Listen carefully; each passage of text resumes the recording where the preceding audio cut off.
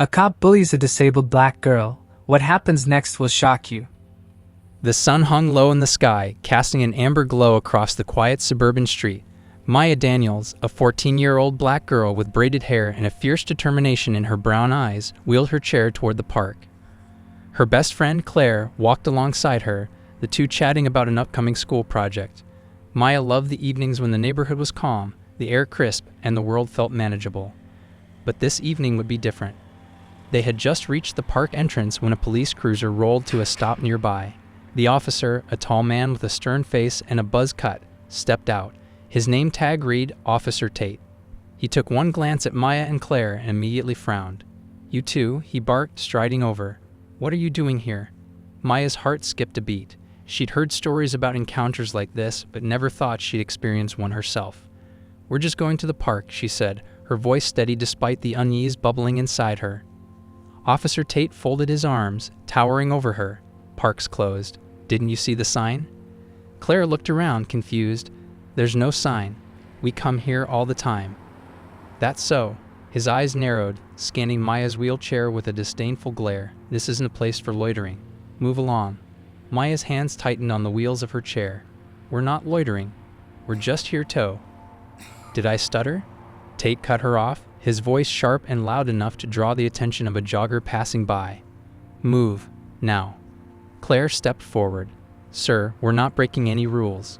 Why are you yelling at us?" Tate's eyes flicked to Claire, and his lips curled into a sneer. "Watch your tone, kid, unless you want to spend your evening at the station." Maya's pulse raced as humiliation and anger surged through her. She wanted to say something, to stand up for herself, but years of being taught to de-escalate situations with authority figures held her back. As the officer loomed closer, a car honked nearby. Another jogger stopped, pulling out his phone. "Hey man, they're just kids. What's the problem?" "None of your business," Tate snapped, his composure slipping. But the jogger kept filming, his phone pointed squarely at the officer. Tate's expression hardened, and without another word, he turned on his heel and marched back to his cruiser.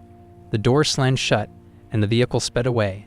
Maya let out a shaky breath, her hands trembling as Claire crouched beside her. "Are you okay?" "No," Maya said, her voice breaking. "That wasn't okay. None of it was." That night, the encounter replayed in Maya's mind like a broken record. She felt small, powerless, and angry. But there was something else, a spark of determination. This wasn't just about her. It was about every person who had been treated unfairly but didn't have the means or courage to fight back. The next morning, Maya and Claire met at their friend Jaden's house. Jaden was the tech genius of their trio, a lanky boy with thick glasses and a knack for finding information most people couldn't. When they told him what happened, his expression darkened. "That's messed up," Jaden said, opening his laptop. "Let's see if this guy has a history." Claire raised an eyebrow. "How are you going to do that?" Jaden grinned, typing furiously. "Public records, social media, news articles, it's all out there if you know where to look." Maya leaned forward, her heart pounding. "You think we'll find something?" "Cops like him don't just wake up one day and decide to be jerks," Jaden replied. "It's a pattern." Over the next few hours, the trio combed through countless online resources. At first, they found nothing, just a few standard press releases about Tate joining the force years ago. But then Claire stumbled upon a local news article from 3 years back. The headline read, "Officer involved in questionable traffic stop sparks controversy." "It's him," Claire said, her finger pointing at the photo of Tate in uniform. "Look at this." The article detailed how Tate had stopped a young black couple for a minor traffic violation and escalated the situation, resulting in the man being forcibly removed from the car. No charges had been filed, and Tate had been cleared of any wrongdoing. Maya's stomach turned. "It's not just me." Jaden clicked on another link, leading to a thread on a community forum. Multiple people had shared similar stories: harassment during routine stops, aggressive behavior, and intimidation tactics. Each post painted a chilling picture of Officer Tate's track record. "This is big," Jaden said, his voice serious.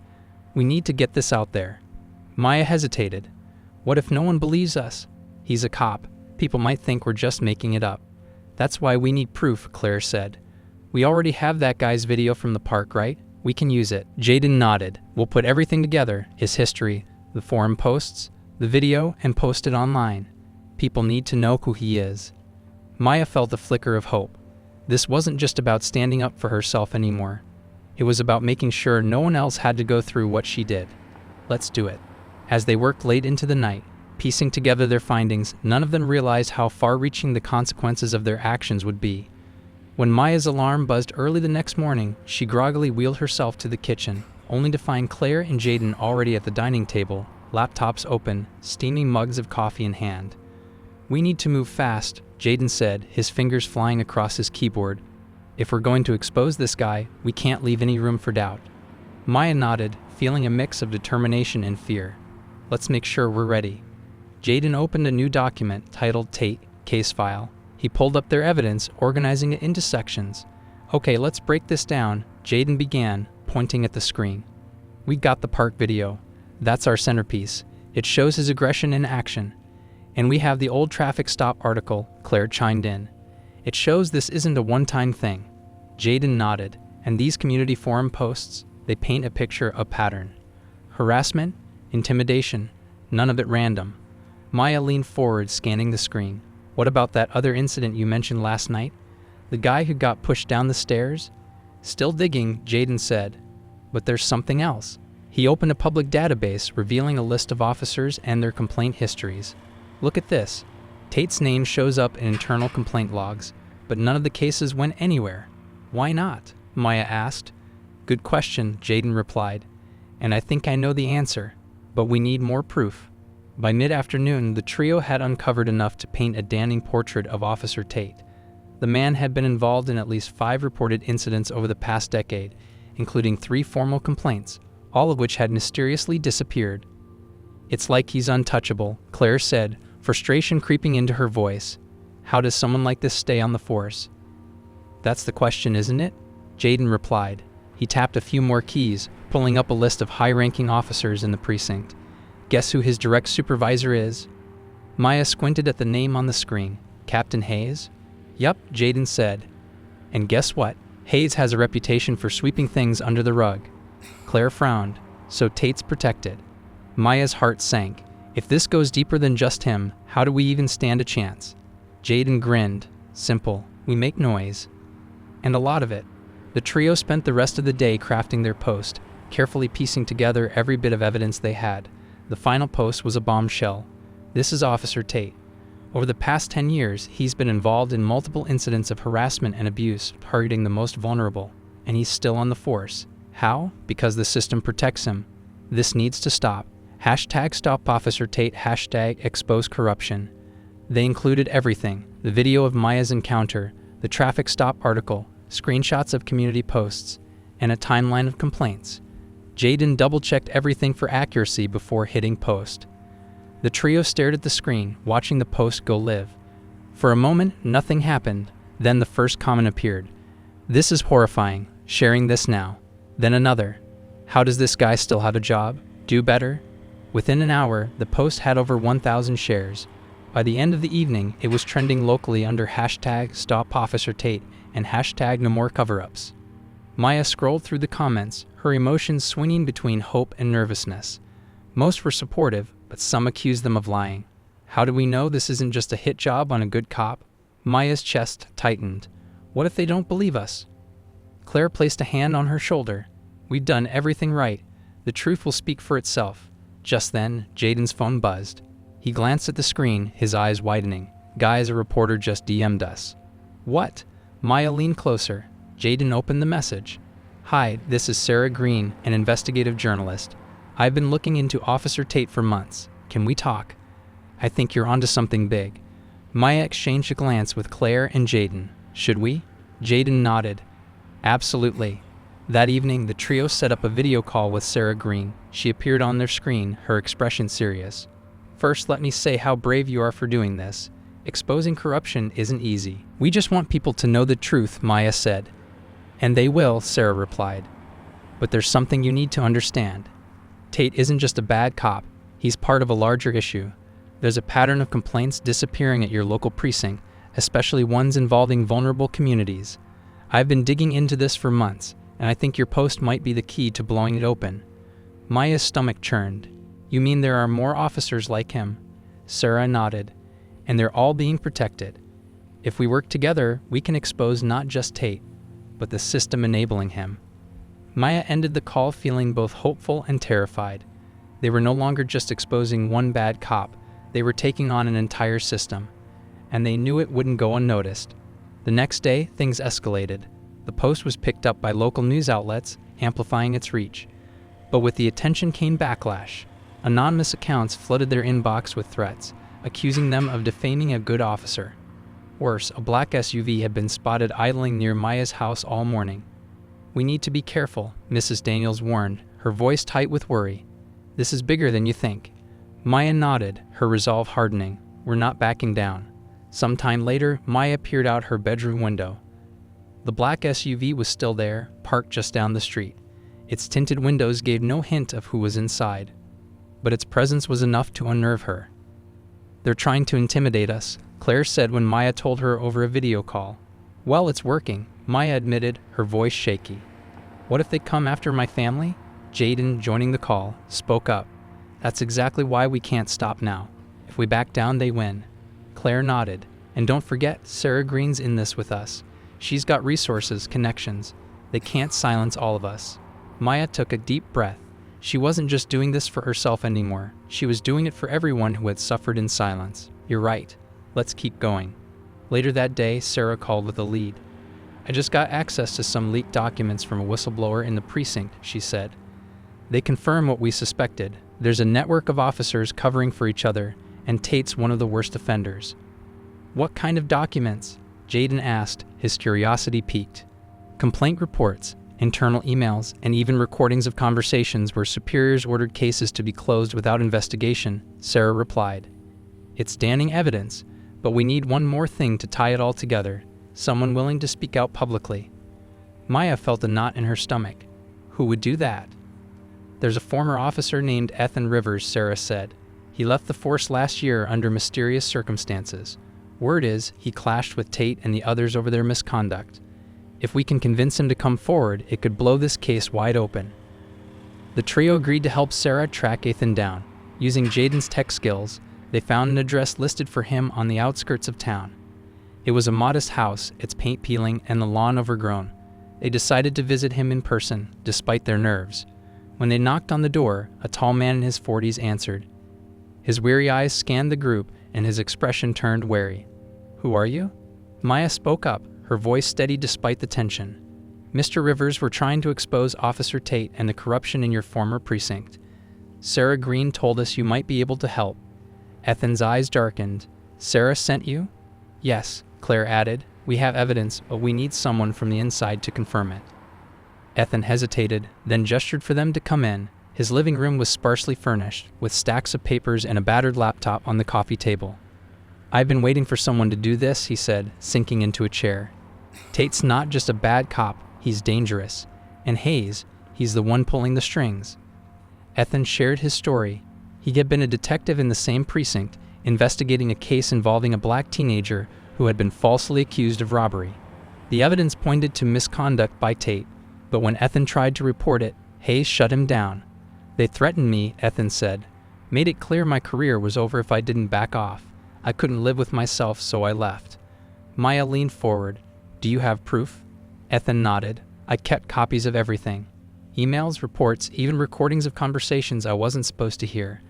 But if I go public, they'll come after me." "They're already coming after us," Claire said.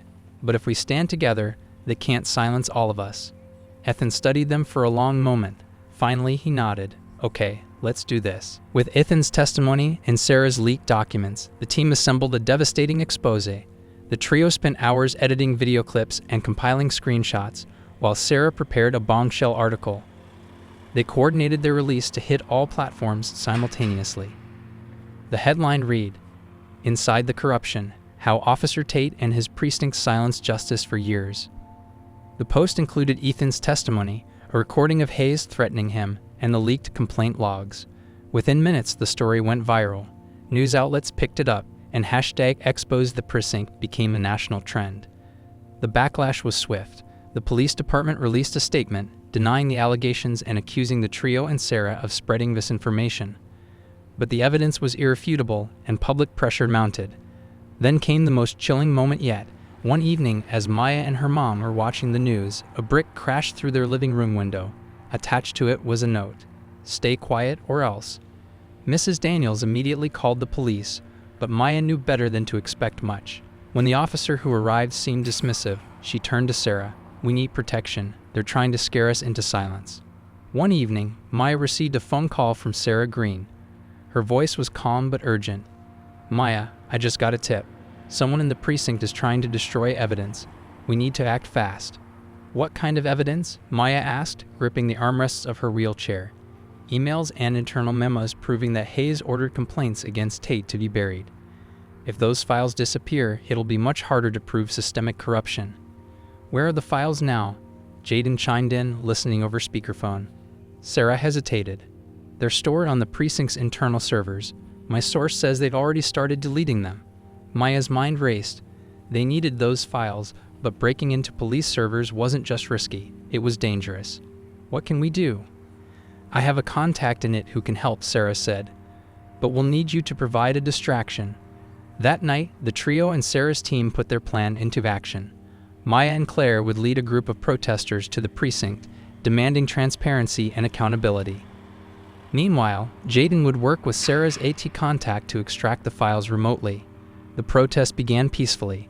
Maya, holding a megaphone, addressed the crowd. "This isn't just about me or my friends. It's about everyone who's ever been silenced, dismissed, or mistreated. We won't stop until justice is served." Inside the precinct, tension simmered. Officers watched the growing crowd through the windows, their unease palpable. Captain Hayes paced in his office, barking orders into his phone. "Shut this down now. I don't care how, just do it." As the protest continued, Jaden and Sarah's AT contact worked furiously from a secure location. The files began to download: emails, complaint logs, and internal memos that painted a damning picture of the precinct's culture of corruption. But then Jaden found something unexpected. "Sarah, look at this," he said, pointing to his screen. It was an encrypted folder labeled Incident Reports, internal only. "Can you open it?" Sarah asked. Jaden nodded, his fingers flying across the keyboard. The folder contained detailed reports of incidents that had been buried, including one involving a young man named Terrence Lewis. The report revealed that Tate had framed Terrence for a robbery, leading to his wrongful conviction 5 years ago.